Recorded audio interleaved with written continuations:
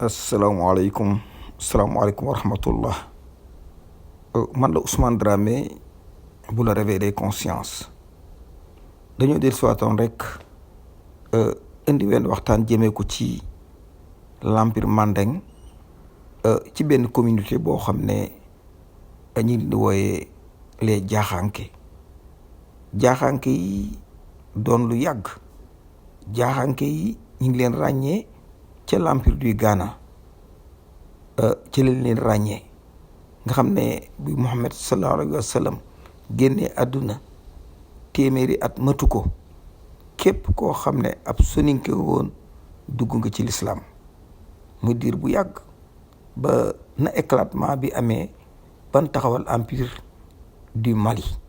empire loon boo xam ne état fédéral islamique moom lañ dajale samp ay dëkk tudd Touba nga xam ne dëkk yooyu ñooy ñi nga xam ne ñoo doon capital ci gox bu ne capital ba Touba ràññee nañ ci Touba gi nekkoon Guinée tey sax ci laa bëggoon a waxtaan muy dëkk boo xam ne yàgg na. Touba gi nekk Guinée ba muy am Sénégal amut kon ñooñu yàgg nañ ñu Mouhamad Lamine Dramé ñi ñoo jaaxankeem ñu féete woon Sénégal te boo xool jaaxan ki féete Sénégal daanaka ñoo ñi nga xam ne ñoo jiite woon bopp bi ndax ñoom daanaka dëkk yooyu ñuy dégg yëpp ñu naan leen Touba jaaxan ki nekk Sénégal daanaka ñoo ko formé affecté fa ay nit ñu nekk fa booba nëga ni même sooy xool ci projet bi nga xam ne am nañ ko Guinée nga xam ne la République guinéenne dañoo gëm seen jumaa ji gëm dëkk ba gëm jaaxanke yi respecté leen projet bi nga xam nañ ko nga xam ne projet route la diggante Tamba ba Guinée dañ ko bëgg a def ab autoroute boo xam ne wala route boo xam ne Sénégal daañu mën a agsi ci jàmm Touba gi nekk Guinée dañoo yàgg sonn ndax tubaab bi sonn na leen coono boo xam ne da daan jàpp di déporté ba ci seen xalifa bi nga xam ne moom mujj bi ni déporté ñu ngi ko libéré en 1917 loolu yàgg na kon jaaxanke yi yàgg na ci ne yàggeel goo xam ne dama ne doy na waar nun nag waa Sénégal lañ Sénégal am kàttan trop nag ndax daanaka lépp Sénégal la xewee boo ñëwee Toubacouta gis nga ko boo ñëwee histoire Bakel gis ngeen ko moo tax Mouhamad Lamine Dramé bi mu dellusee dafa ne dañuy créer état fédéral islamique boo xam ne moo nekk sous région bi maanaam dañuy dekkal empire du Mali dañuy dekkal loolu moo doon kombaam loolu moo tax mu xeex ak tubaab bi te waa Turquie pare woon jàppale ko ndax moom Lamine Dramé mii def na juróomi at ci prison bi en Turquie waaw def na juróomi at Màkka yoo xam ne dafa dem bay am mbooloo mujj ñu xeex bu metti Turquie jàpp ko téye ko tëj ko yàgg na fa trop ban door ko libéré nag mu ñibbi si Sénégal te ba muy dikk dafa ànd ak mbooloo ay naar topp ko ànd ak moom des ci Sénégal kon histoire bi il faut ñu wax xale yi dëgg wax leen li am nun jaaxanke yi bi nga xam ne ñu dugg ci lislaam laa ne booba Sénégal amut jamono yi nga xam ne aussi ñi ngi sanc l'empire du Mali au 12e siècle tarixa amut suñ jumaa yi gis ngeen deen booy xool format bi mook jumaa yi Mali yi ak jumaa yi nga xam ne moo ci sous région bi yenn jumaa yi la Bakel gii dafa joué rôle bu am importance ak Tambacounda ak Sénégal oriental c'est le sud du Sénégal itam ak ñoom maanaam ñooy l'empire Mandeng Sénégal daf cee saf xorom sap mais négligé bu ko tubaab bi négligé bañ ñu xam dara moo tax ay Kanka Moussa ñi ngay dégg ñëpp ay Soumagourou Kanté ñi ngay dégg ñëpp seen nature maanaam Sénégal daal moo doon seen cible mais nag yàlla dogal na tubaab bi dikk dominé ñu tubaab bi dikk ànd ak ay jullit war Mouhamad Lamine Dramé ban rey ko ñu ngi ko reyee Toubacouta dagg bopp bi yóbbu Paris xeex naa ak ñoom lu yàgg juste après la conférence de Berlin ci la tubaab bi attaqué le Sénégal oriental attaqué jaaxanke yi muy histoire boo xam ne il faut noo xale yi dëgg xale yi xam ko dama ne l'empire du Mali ba muy taxaw dama ne ab tarixa duggul Sénégal jaaxanke yi tarixa yi nga xam ne embrassé woon nañ ko sax xaadiriya la woon xaadiriya te ñu ci baree bari nag liñ gëmul rek mooy yem ci alquran ak sunna. kanaw yi Tamba la Bakel bi tubaab bi xeex ak Mohamed Lamine ci la installé kanaw yi yëpp fa la ko installé di sànni ay bal ci kaw nit ñi. soin bu taawu Mohamed Lamine Dramé dañ ko jàpp àtte ko fusillé ko fetal ko ray ko la tubaab bi def. kon tubaab bi yàgg naa jëf lu ñaaw. kon jaaxanke yi sonn nañ ci lislaam dékku ci lislaam kon di leen fàtte jamono yi di leen fàtte du ay teggin. dama ne ñoom bi ñu fiy nekk di gérer lislaam booba tarixa amut ci lu mat junni at yu tegal téeméer mbaa du ko ëpp jaaxanke yi nekk nañ fi di gérer diine ji. xoolu Touba gi Touba ga ca Guinée la gis nga nit ñi yiw di ziyaara gis nga seen néeg yi lii yàgg na gis nga seen néeg yi ñii nit ñi dama ne kan boo ko waxante dëgg te noo xale yi dëgg ndax xale yi mën a futtiku jàkkaarloog Macky Sall di jëlee ko fi Touba gi ca Guinée la. foog noo xale yi dëgg ndax xale yi bu ñu xamul taarix bi duñ mën a xam fi ñu jëm jaaxanke yi yàgg nañoo bañ tubaab bi moo leen tàggale ak askan wi foqar ci lépp ci seeni loxo créé leneen du dul lii fi nekkoon bu njëkk. dama ne jaaxanke yi am nañ junni at ak téeméer ci lislaam te booba Sénégal amut tarixa amul. kon ñooñu kan dellu ci ñoom laajaat leen wax nañ daan defe pour ñu mën a defe noonu. Soumaoro Kanté Samori Touré bu wasalu l'empire du wasalu Soundiata Keita ñooñu ñëpp ay jaaxanke lañ yoo xam ne benn duggee ci lislaam ak léegi dama ne ëpp na junni at ak ñeent fukk ndax empire lu Mali rek ñu ngi ko créé au 12e siècle. waaw kan boo ko jóg joxante loxo projet boobu nga xam ne moom lañ amoon jël sous région bi mu doon état islamique bu am indépendance àndoon ak Turquie liggéey dama ne kan boo ko jóg buñ ko defee daañu mën a dem. ma bëggoon nag ñu déglu télévision Guinée màggalu Tuubaa gële demoon nañ ca Guinée léegi bu ko defee ñoom daañu wax histoire dëkk ba nu mu demee bu ko defee xale yi man cee am bu nu am benn complexe. tubaab bi moom divisé waaye Sénégal yi Guinée Mali Sénégal kan boo ko déglu émission bi ba noppi ñu seet yeneen xalaat yuñ ci teg. La ville de Touba, plus de 2 siècles après sa création, ce lieu saint aux habitants profondément ancrés dans l'enseignement et dans l'apprentissage des sciences coraniques est lié à l'histoire de son fondateur. Karamoko Diaby est un érudit né au Sénégal à Bondoudidé vers 1730 et qui fonda en 1815, soit 85 ans plus tard en Guinée, la cité qui abritera l'un des centres de formation islamique les plus prestigieux d'Afrique de l'Ouest. Karamoko, quand il est né, il y avait beaucoup de problèmes à cette époque. S'il y a la guerre ici, il quitte ici, il va à un autre endroit. Parce que lui, son rôle, c'est quoi? C'est d'apprendre le Coran. Il a passé 40 ans de sa vie à apprendre seulement. Et quand il a fini, il a commencé à enseigner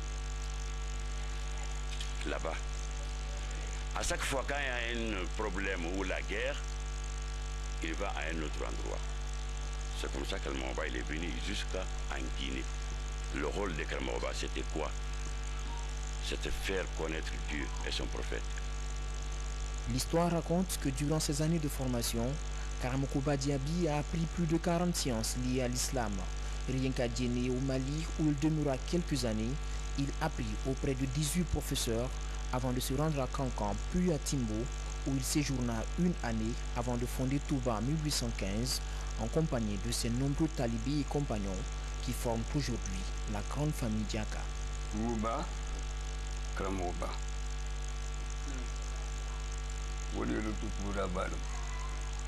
Touba, c'est Karamoko. C'est l'un des taureaux parmi les valus de cercle. Karamoko, que Karamoko a fait beaucoup de pays avant d'arriver ici. Il n'était pas arrivé sur sa destination finale. Et dès qu'il va arriver, il va réunir le groupe qui le suivait. C'est ce qu'on appelle Yaha. ala saba na saba saba yankan Quand nan mo ba ma jigi ta Touba jang. Et lorsque Karamokoba est arrivé à Touba, Même pour damuta. ce qu'il a commencé d'abord, Jilme du de rondo. c'est pour enseigner Ala bodi yakon. dans sa sagesse. Touba ma tiga tan nyori. C'est comme ça que beaucoup de gens sont venus le trouver ici. Et Karamokoba Ali jaha. et Diaha. Ala jamara bit. Diaha, c'est la famille de Karamokoba, ce sont ses compagnons, Karamoba la jamara mujahat. c'est son groupe. Karamoba la ta mujahat. Diaha appartient à Karamokoba. Karamoba la ta mujahat. Diaha appartient à Karamokoba. Touba tigita wadan. C'est sur ça que Touba a été fondé. Ala saba na saba saba. L'attachement de Karamokoba à l'islam est remarquable. Ses 12 fils portent tous le nom du prophète Mohammed. Mohamed Kabir, Mohamed Diakanga, Mohamed Sanoussi, Mohamed Kassou, Mohamed Boukari, Mohamed Taslimir, Mohamed Siri, Mohamed Kamisatou, Mohamed Boun Ali, Mohamed Koulé, Mohamed Toumadou et Mohamed Karassir. Tous ont œuvré à entretenir les valeurs de paix et d'éducation que défendit Karamokoba tout au long de ses 99 ans de vie. En haut de l'échelle dans l'organisation sociale de Touba, un de ses descendants, le calife général, garant de la tradition. T'as dit ici, c'est la ville des intellectuels et le respect. C'est ce qu'il y a ici à Touba. Pour apprendre. Et les douaou. Le maintien de la paix et la préservation de l'unité de la communauté diakanki sont quelques-unes des principales missions du calife, bouleversées après de récentes discordes autour de la construction d'une seconde mosquée à Touba, mais reconfortées après une mission de médiation conduite par le ministre de la Sécurité, dépêché par le chef de l'État. Il remercie le président professeur Alpha Condé. Il a respecté Touba tout le temps. S'il y a un petit problème à Touba, et il envoie des messagers. Et ils viennent pour arranger. Ça, c'est comme si c'est lui-même qui est venu. Il prie pour lui tout le temps. Tout le temps, il prie pour lui. On n'a pas dit qu'une deuxième mosquée ne va pas se construire à Touba. Aucun musulman qui va dire ça. Mais aucun mosquée ne va être construit à Touba sur le non-respect. Il faut que tout le monde soit d'accord. Il y en a beaucoup qui ne sont pas là aujourd'hui. C'est eux qui nous ont aidés à partir de Conakry, venir à Boké, jusqu'au Sénégal, jusqu'au Gambie. Tous ces gens-là sont venus pour construire cette mosquée. Au niveau de l'immigration, on a immigré aussi.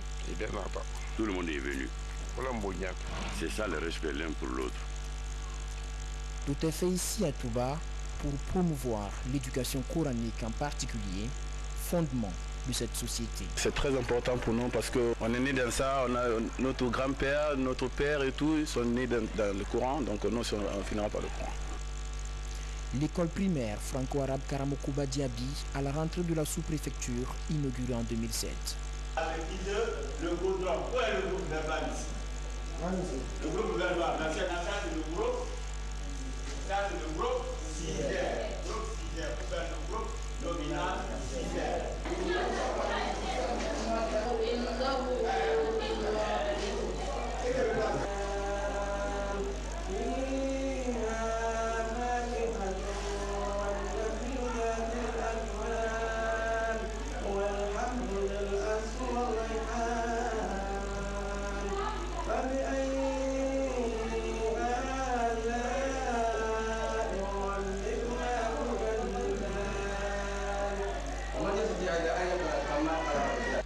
Cette école, qui porte le nom du fondateur de Touba, est un des symboles de l'unité des fils de la localité.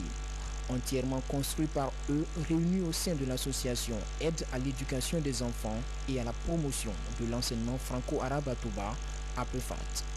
C'est la cérémonie de remise de certificat d'admission en 7e année à 52 élèves qui ont réussi leur examen au CEP. Ils forment la 3e promotion du collège Karamkouba Diaby.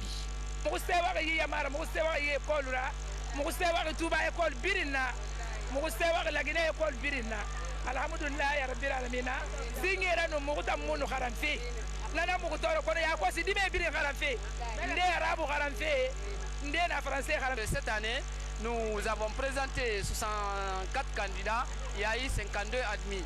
Donc au niveau de la préfecture de Gawali, le troisième est sorti de notre école. Fraîchement installé, le sous-préfet de Touba, originaire des lieux, se donne pour défi le renforcement du système éducatif et de l'unité. Bon, ma priorité et ce que je souhaite, c'est l'unité des fils de Touba.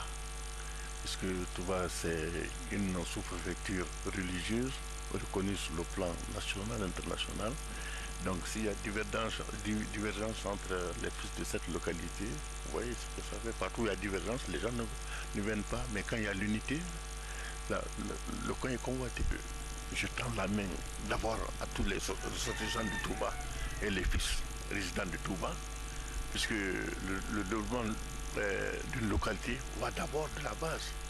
L'État vient en renfort, mais il faut que l'État sache que ceux qui sont là veulent le développement et sont en train de faire le développement. Ma priorité, c'est surtout les écoles, puisque le taux de scolarité à Touba est très faible. Les postes de santé. La route qui quitte au Tambacounda jusqu'à Labé. Le travail est déjà proche à Touba. Donc on demande le gouvernement pour nous aider. C'est la route là 12 km pour le carrefour de Touba. Ça c'est la première difficulté. La deuxième difficulté, c'est voir un hôpital sur place. Parce que pourquoi Touba maintenant, à chaque 2 ans, il y a une FIDAO. Ce qui est acquis guinématin.com, nous souhaiterions d'abord savoir, on apprend que vous êtes le président de l'association pour le développement de Touba et vous êtes celui qui conduit le projet de construction d'une seconde mosquée. Cette affaire, ce projet crée des problèmes à Touba et nous apprenons que vous ne vous êtes pas adressé de la manière qu'il faut au calife général. Est-ce que vous pouvez nous résumer ce qui s'est passé? Bonjour tout le monde, bonjour Guinée.com. Guinée Matin. Guinée Matin. C'est très content pour votre demande. Merci beaucoup. Alhamdulillah Rabbil Alamin. Assalamu alaikum wa rahmatullahi wa barakatuh.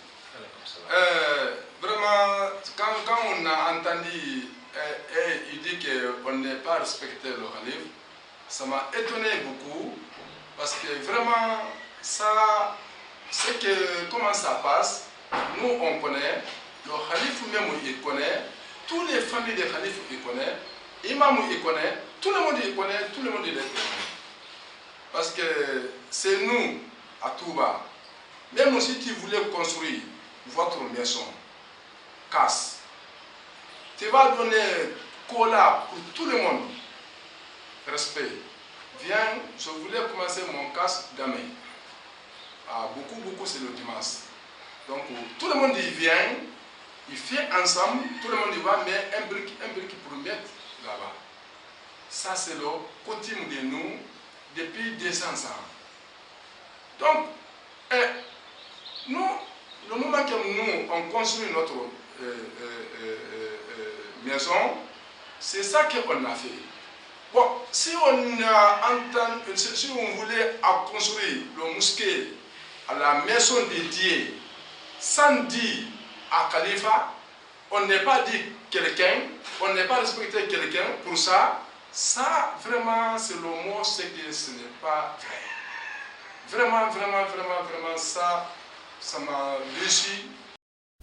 ginnaaw bi ñu bokkee déglu la télévision guinéenne ñu def interview boobu dañ ci jàng xam-xam bu bari liñ ci mën di jëlee waaw Mohamed Lamine Dramé mi dem na jóge na fi dem Màkka ba mu dem Màkka dafa dox te bi mu fiy jógee di dem Màkka xam-xam yëkkatiw ko dafa mokk lépp door a dem ba mu demee mu imposer xam-xamam compétence bu ma fekk mag bokk na ci da daan dem sax ba ñooñu nga xam ne dañuy tari alxuraan di neexal baat ci compétence def na ko fa dem na ba doon fa imam dem na ba ab xeex am fa xeex boo xam ne moo ko jiite woon ba waa Turquie def intervention biñ ko àttee ñu tëj ko juróomi at mu tëdd ko Turquie ba mu nekkee Turquie nag la présenter son projet bi nga xam ne moo la bëgg dekkal empire du Mali créé ko état fédéral islamique ci la ko Turquie libéré ne ko demal ñibbi ba mu ñibbi si teg am na naar yu mu àndaloon am na ñu ne juróom fukk ñii ne 30 kenn ku nekk lim wax nga ab lim ñoom la àndal ñibbi si Sénégal ñooñu delluwuñu te kenn ku ne ci kër njaboot gu mag gu am solo nga dëkk boo demee ci armée Tëngéej gi am na armée lu fa nekk yoo xam ne am na ñu ne ñooña am na ñu ci àndaloon ak ñeneen ñoo xam ne ñu ngi leen suul un peu partout en Afrique kon Sénégal yàgg naa am ndam moom Lamine Dramé dañ ko war laa la wax rey ko ma nga daanu Toubacouta ñu dagg bopp bi yóbbu Paris ñu ngi ci archive nationale waaw ñii nag moo ñëw Soumaoro Kanté ñii ñooy Kanka Moussa ñii ñooy Soundiata Keita ba ci empire du Wassalu lépp ay jullit lañu woon te ñëpp ay jaaxanke lañ Guinée Mali Mauritanie Sénégal dama ne ba Burkina Faso foofu taxaw rek jaaxanke yi fi nekk jaaxanke nag ñooy communauté bi nga xam ne chrétien newu ci leen nekk 100% musulman depuis le 12e siècle depuis le 12e jusqu'à présent 100% musulman jaaxan képp comme ci àdduna kon kan fay naar ba xoromam ñii jaaxanke ñoo jëkk a samp ay daara bu amee Sénégal ñoom ñoo ko jëkk a samp ban koy samp ci état Ngaabu di ko samp ci empire Mali boobu Sénégal amut tarixa amul kon nuy jéggul te ñaan jàmm l'islam moom benn rek la ñun ñëpp a bokk ndey ak baay ñoo bokk diine ñoo bokk lépp benn téere la benn penku la benn yàlla la benn yonent la dama ne kan góorgóorlu war nañoo mën a dem kan góorgóorlu del si ci alxuraan ak sunna bu soobee yàlla daanu nekk fa nekkoon wala fu ko raw man la Ousmane Dramé bu la réveiller conscient yàlla nañ buur yàlla sutural te li nga xam ne moom lañ bëgg ci sunum réew yàlla dogal ko Afrique yëpp nag doon benn état nu àndul ñëpp bokk ndey ak bàyyi bokk jariñu peace and love jaa ngeen jëf dem ba faatu ñu joxe seen gànnaay ndax ñu yaatu fam nañu saamu i cere bi soose yóbbu gabang boole koog baraama siise tala kapoor ba ñu lekke imbulaañse daf ko ci biir nag laaw la ma faraañse ñoo gene lam de julbeere ñooro rey makki doom ji jàll fuuta tooro ñoo del rey nag almaami abdu buukar assalaamu aleykum wa rahmatullahi taala wa barakatuhu yéen mbokk yi ànd ak seen chaîne bii di Xam Sam Réew TV ñoo ngi leen di nuyu di leen ziara am mbégte lool teewaat fii ci seen émission Xam Sam Réew di émission boo xamante ni mënees na koo def ci jëmm mënees na koo def ci barab waaye mënees na koo def itam ci ab xew-xew kon ginnaaw bi nu nuyoo mbokk yi safoo chaîne bi di ànd ak ñun ci biir réew mi ak ci bitim réew ñoom ñëpp ñu di leen nuyu di leen ziyaara fas yéene dëkk nag tey ci jëmm joo xamante ni jàmbaari lislaam la woon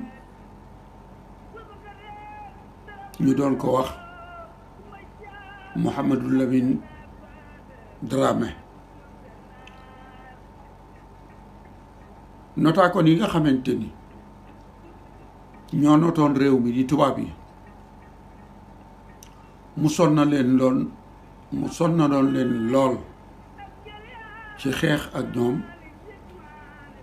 ngir taxawal lislaam waaye bañ ak noteel di jëmm joo xamante ni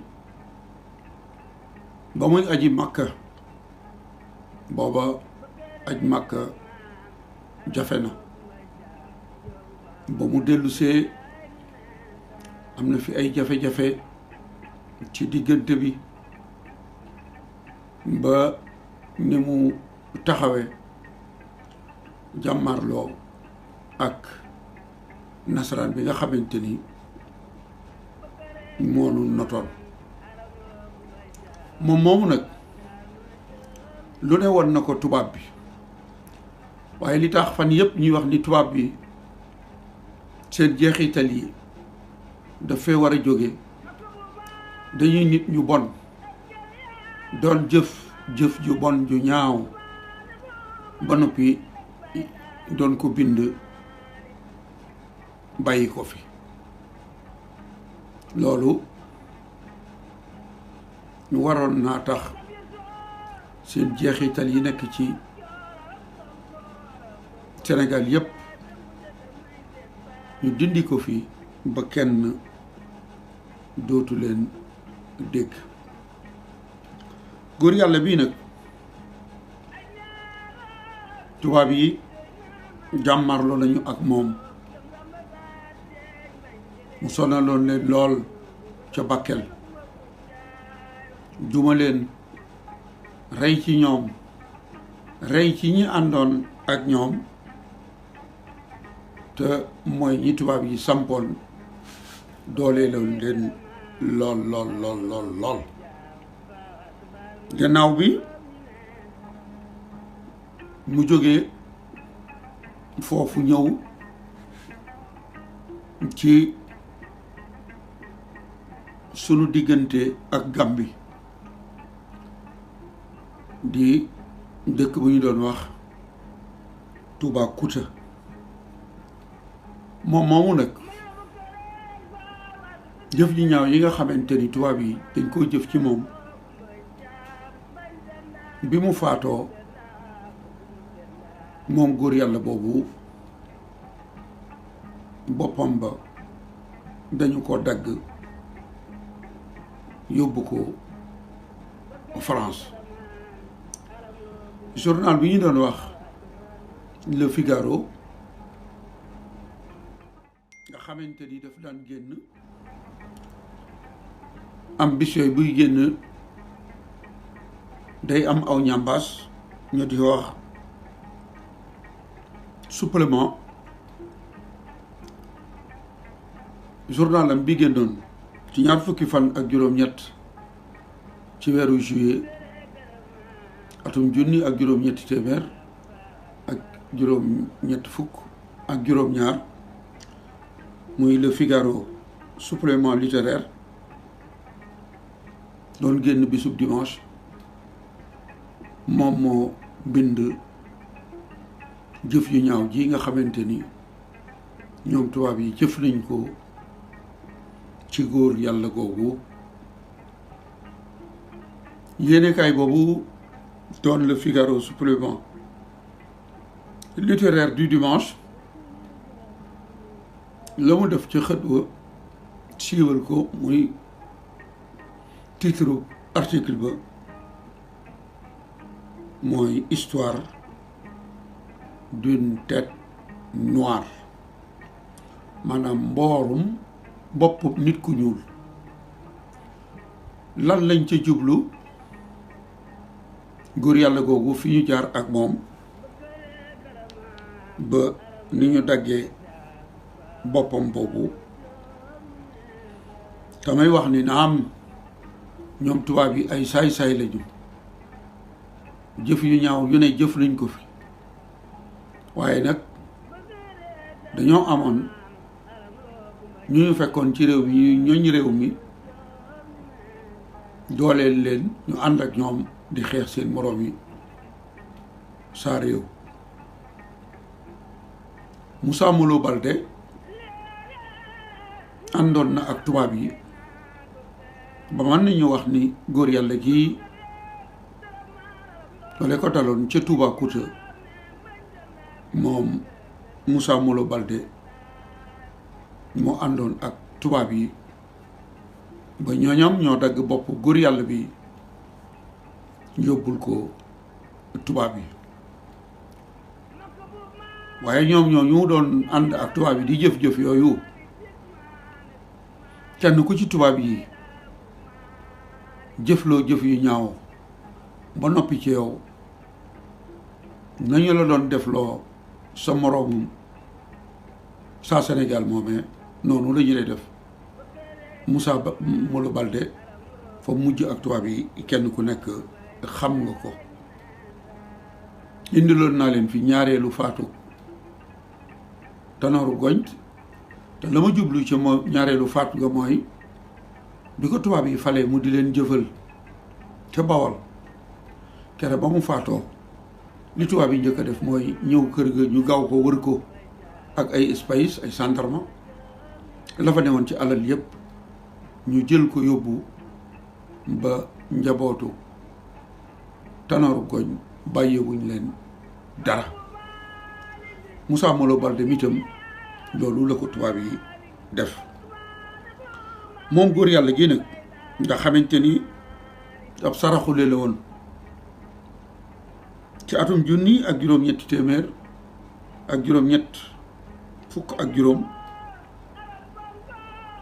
siiwoon na lool ci dal gi nga xamante ni doon na ko dal ci kaw tubaab yi journal bi mi ngi koy tuddee ni moom jaamu Ahmadou Cheikhou Tall la ci Ségou waaye ba mu jógee Màkka jaar na fa amoon lu doxoon seen diggante ba ñu jàppoon ko tëj ko waaye gannaaw ba la génn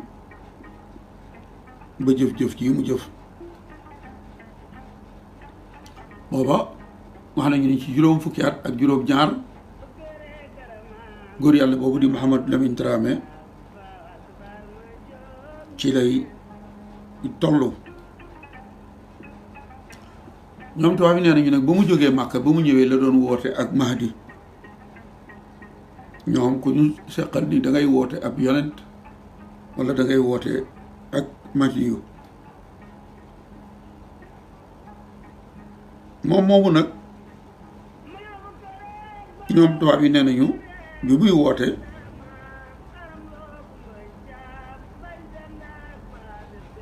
nee nañu dafa yoroon ay jumtukaayam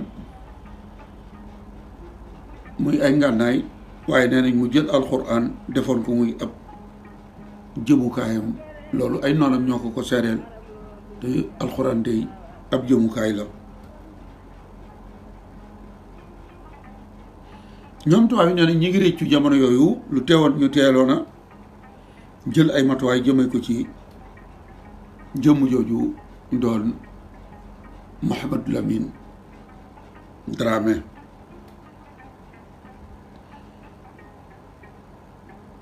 gannaaw ba la ñu jël ku ñuy wax lieutenant colonel Frey ci njeexteel atum junni ak juróom-ñetti téeméer ak juróom fukk mi njeexteel 1885 moom Frey moom nga xam ne jamono jooju mu nga doon jàmmarloo ak le roi du Wassoulou Almaami Samori Touré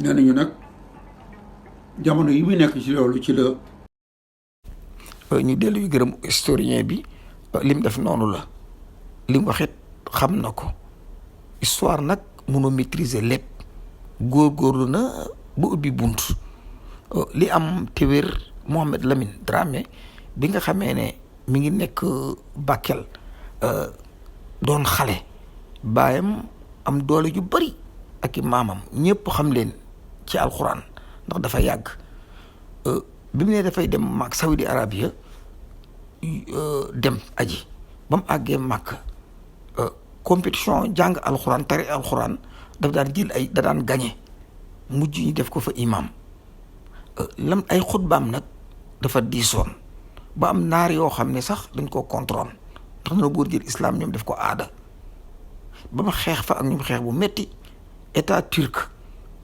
temps boobu moo yor Màkka ñooñu ñoo ko jàpp àtte ko tëj ko juróomi at bi juróomi at yi jeexee fekk muy bind ñu xool projet bi mu amoon ci état fédéral du Mali état islam fédéral du Mali ci la ko turne da ngay ñibbi yow xam-xam bi boo ko yóbboo Afrique dana baax ci l'islam loolu moo tax mu ñibbisi bi mu ñibbisee nag ci la ko waa kër Cheikh Oumar yi jaloux Amadou Cheikhou jaloux bi mu jaloux woon nag kii dem na màkk comme baayam dem na màkk comme ay bokkam dem na defi yu mel noonu mooy li nga xam ne moo ko sofe woon ba tax na bi mu delsee dañ ko sot téye ko ginnaaw bi ñu ko libéré nag ci la tubaab bi jóg juste après la conférence de Berlin ñu attaqué ko conférence de Berlin dafa jeex rek ca année ba ci lañ songu l'empire mandeng maanaam le Sénégal oriental ca xeex booba ci la ñàkke bakkanam bu nangu négocier ak tubaab bi nag loolu lépp du am te état fédéral bi dana taxaw